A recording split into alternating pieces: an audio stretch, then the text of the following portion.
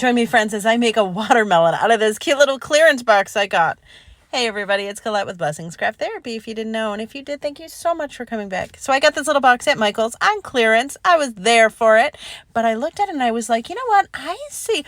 All right, the original plan here was to make it a strawberry. So the bottom I'm painting red, and I'm using a chalk paint, and the top we're going to paint green. This is the original plan. But if you know anything about me and you know who I am, you know sometimes I get a little bee in my bonnet, or my children come down and they're like, oh, look at that. I think it looks like whatever. So I go through all this work. I'm doing green on the top. I'm using, it's like a lime green that I got at Joann's. It's an outdoor paint. Listen, here's the other thing.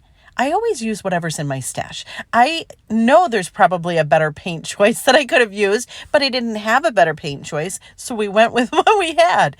I know. It is what it is, though. I am a basic crafter on a budget at that. Anyway, so I'm just painting each of the little slats and making sure I get in the centers. And then I decided, well, you know what? We want to make sure we get the tops as well. I was not going to touch the inside, and then let that green dry because it totally needed a second coat. So there it is. And I'm like, I guess. And my daughter was like, Mom, that looks like a watermelon.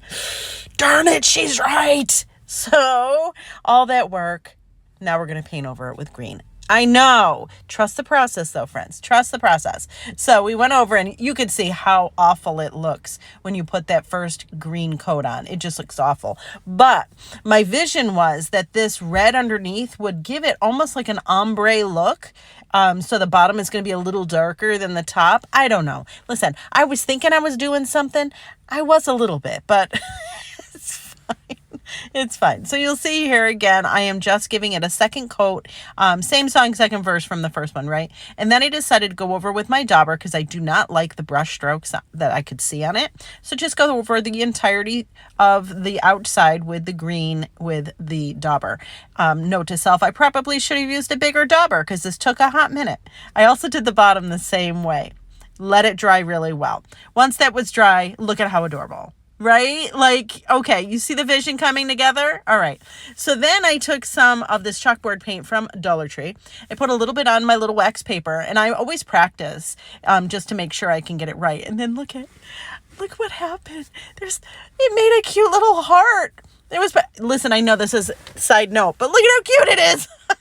Anyways, back to the project. I have a brush, and all I'm doing is loading it up with some black, and then I'm just pressing it down and a little bit more pressure as it goes down the brush. Does that make sense? And I did little dots all on the bottom, and then I go up the sides. Do you see it? It's so cute.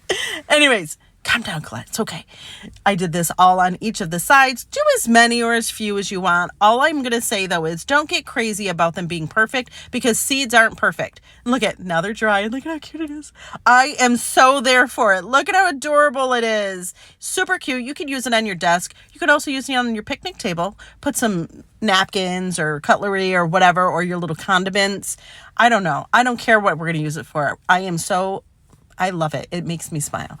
And I hope it makes you smile too. Anyways, friends, thank you so much for watching. And I hope this inspires you.